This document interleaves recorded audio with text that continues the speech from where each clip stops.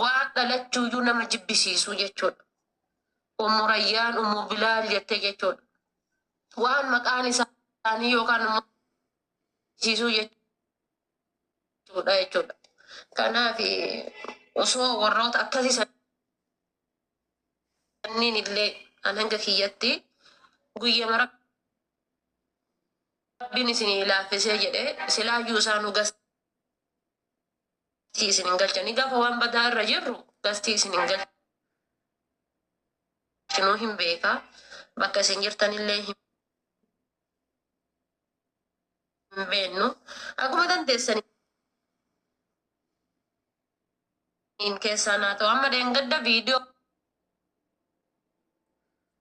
hojjedhe irratti Sheekh Abdusalaam keessaan na barreessanii turan.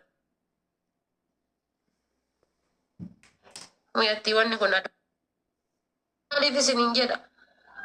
Viidiyoon irratti hojjetan caalii haasaa nuun jedhan caalii gaafa keessaan dhufanii jechata kan nu barreessan sanitti qaanfanna. Amma seenaa asliidha, daamattii asliidha. Isin ni beektan daamattii akkamii akka taate. Abbaa fi haadha san harka dhibbaan caalti muyyayyoon sun. Quraana baratti, ispoortii baratti. Akkasuma jechuudha yeroo abbaan ka'e sirbi jedheeni abbaan kolfisiisee wanna jedhu sirba kutaa feete sirbiti. Shaggooyyee sirbi hodheen akkanaaf akkana ta'e jechuu ittiin agarsiisu. Ufumaa kaatee sirbiti. Sirba aadaa Jimmaa Arsiidha. Akka fedhe jechuudha. Uffanni aadaa Jimmaa kami, Arsii kami, Wallagga kami, Wallo kami watti akkana addaan baaftee sitti himti seenaan jechuudha. Garuu dhiyoo tana guyyaa tokko jechuudha yoo argitanii ustaasni wayii gadi bayanii waa takka irraa bifne irraa haasayan daamatti san irraa jechuudha. Maaliif gaafii galitti akkan jiraadha baate namni kun beetanii namni akkuma bifa garagaraa biyya garagaraa amalillee garagaraa ilmiillee ammoo garagara namni maal jettee warra arabaa kun qaliilatul ilmi daruuratu sadri jedhan namni gariin homa beeku san ilmiin xiqqoon qomatarratti rakkoo nama taate jedhan dubbadhu bakka geettetti dubbadhu nama gooti. Akkuma nama jajjarsite illee bakka akkasiisan illee akkasumatti namni kun walirra waa gariin ada lakka namni barumsi kun lakka barattuun obsa sii kenna. Suuta deemuu si barsiisa. Yoo xiqqoon ammoo si rakkistee dafteetiin ofirraa darbisi gooti waan argite hundatti itti fiidaa itti ariifattaa. Namni osoma waa baratuun ammoo tasgabbaayaa deema. Amma nama hedduun inni yoo kaareeda filatee qaala Rasulullah jennaan namni bismillah inni jennaan alhamdulillah jennaan maqaa ustaazaa kanatti darbaa ustaazuma jedhaniini innilleen ustaaza ufseyaa namni kunillee akkasii wal keessa jira. Nama sheekaatu akkasii nu arrabsee osoo hin tahin namni kun akkasitti hedduu wal keessa jira.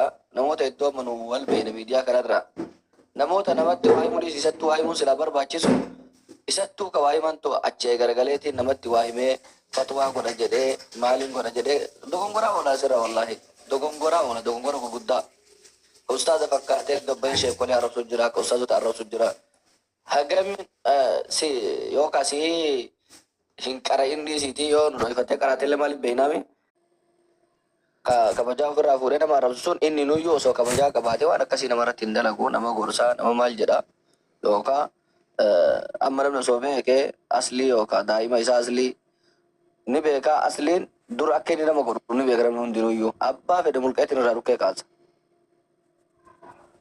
Osoo beekee aslii daa'ima tan akkanatti hin guddisin akkana godheen asliin nama jecha namaallee dhaga'a. Namni akkasii sun irratti dalaguun inni nuyyuu nama akkasii wanta maal jedhanii anna sihaatu fil aalami fadiha namni ati gaarii namaa yaadettee nasihaa ummata irratti namaa godhuu nama salphisuu jedhama malee yookaan nama gorsuun jedhamu. Gorsi akkaataa qabaa. Rabbi Nabi Muhammad sallallahu alaihi wasallam nuhi وكمت تتكاو صدري أسرع أو كنا صنتين نبي محمد ادعو إلى سبيل ربك بالحكمة والموعظة الحسنة جرين غير ربي كتي وتنام وامد حال غارين أمل غارين فول غارين جتش غارين جتش نمن كوين نما وامي جرين مالي ونسجالا نما كمچي سنجرو نمني يو عمل على التريات أبا فيت كابدلا فانده دندي تعمل أيو التريات يو عمل على التريات yo kawan Rabbin lending karena nama cing kanjen nama dir kanjen la yukallifullahu nafsan illa wus'aha Rabbin nama dir kufdin yo kana nama rakkisu nama hiduf azaban nama nguruf nama tingkenin nama lembarsif mali namni kun hundinu imbe kan namni keessattuu namni kenna tokkochi wallaalaan hin jiru والله أما كذا في كقرأ إلا والمجد أبان في اليوم كان نفسيها وفي نفسيها وفي دبيك وادلا قطعته ماله نمتوك كوالله والله لينجر حتى دائما يو كافته كواني كون عذاب مجهنم نما في دته جنة عذاب نما في دته الدنگا فته دائما نبي namni keenya wallaalaaf waan kanan godhu dogongora inni dogongoru kana ammoo namni martuu ni dogongora ni dogongoru kana suutuma bira teette itti himte abboo inni kun akkana miti akkana hojjette wallahi uma san irraa ka'a amma dhiyoo tana saaddam fa'a saaddami keenya qaama nama guuree viidiyoo namaatiin deemu kana kan isin ofirraa eedan sun qaalicha tokko warri arge wayita san argee jira qaalicha furdaa tokko kakkana taa'ee dalta akka abaaboo kennu tokko dhukeerraa qaalicha san kaatu malee taa'ee viidiyoon liiviin haasa'uun irra kaatee irra taa'aar oluma seenee akkoota isaan agalchan kadhee seeni nama seensisuun kadhee seeneeti saaddamu namicha kana boobeeyta viidiyoo kana isa sitti erge Suleiman illee waliin achi jira kunoo dhufe Suleiman eegee nurraan tuqinaanaa jira isa malee nu deemaa jirtu yoo isa irraa buuse namni sin dhufuunaan jedhe saddam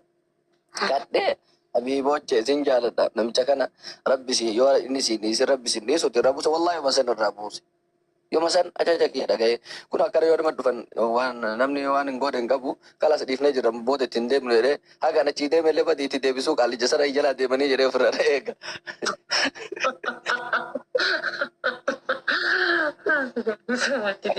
Namni namatti dhiyaatee yoo jedhe namni wallahi waan hin godhe hin qabu waan ati dhiisettee numa dhiisa namni keenya waan namatti ulfaatu takka hin qabu akkasii inshaallah kheyriidha jabaadhuuti. Taasanii ammoo rayyaan dirqitanii akkanatti yookaan isiidhaan dhiisisu hin ta'in namicha san fidanii waan kana aboo bakka fuutee mucayyoo tanarra keettee mucayyoo tana qalbii cabsite qalbii isii akka gaaf duraa cabsite sanitti ammas anasi balleesse bakka hin taane anattu fide jedhiiti qalbii isii tolchiiti akkasitti sirraa dhiifama fudhadhu yookaan isheen madluuma miidhamtee jirti rabbitti ol si kenninaan si balleessiti ammas illee rabbi si kennachuu jirti dhiifama gaafadhu na balleesse jedhiini akkasitti keessaan nama san fidaati yoo inni akkas hin jedhin osoo akkanumatti dhiifama godhin hin taatuuti akkas inshaallah jabaadha isinin jedha isin irratti illee dhiiradhe dhiifama. Mashii jaala rakkoon qabu wallaa ulfaata. Taata kennan tana taatu bareedduudha osoo nama garii taate namni hogana seenee anu waliin hin dubbadhu ogas waliif yoo itti ergee waliin taphadhee bahee waan biraa waliin haasofne malee maaliif haadha faati an hedduu jaaladha hedduu kabaja waan ta'eef akka dhalaa gariillee nama hedduu argaa jirra yoo tuqamte malee naman tuutu yoo taakuu takka namatti achi hin tarkaanfattu yoo namni isitti as tarkaanfatte akka namni tarkaanfatu feetu waan yeroo hedduu irraa taazabiyaan illee argeef naman tuutu yoo tuqamte hin calliftu. Abbaa fedee alaan calliftu kana irratti argee ammallee akka isiin miidhamte akka isiin arrabsamtillee argitee akka yeroo hedduu namni isii arrabsee hatta haga boochisan margaan guyyaa isiin boottooyii jala taa'ee ilaalan guyyaa isiin dubbattooyii. Hedduu guyyaa hedduu argee wayitii isiin miira keessa seentee namni isii arrabsee isiin illee ofirraa deebiteeftu argee ture. Sanumaaf har'a Ramadaan illee dhufeetti soddomee illee nuraa jedhani.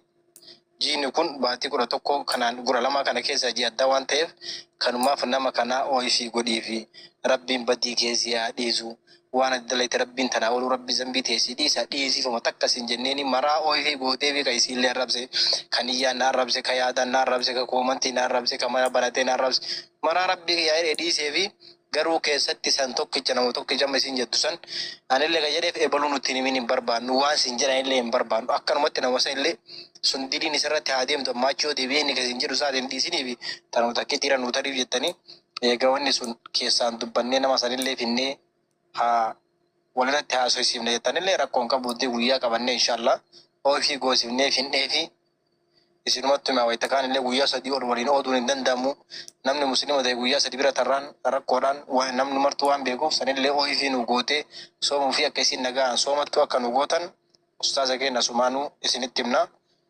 Gara misin jira mana faatee walitti qabna foloo waan ta'eef isinillee fida inshaallah achirratti dubbanna.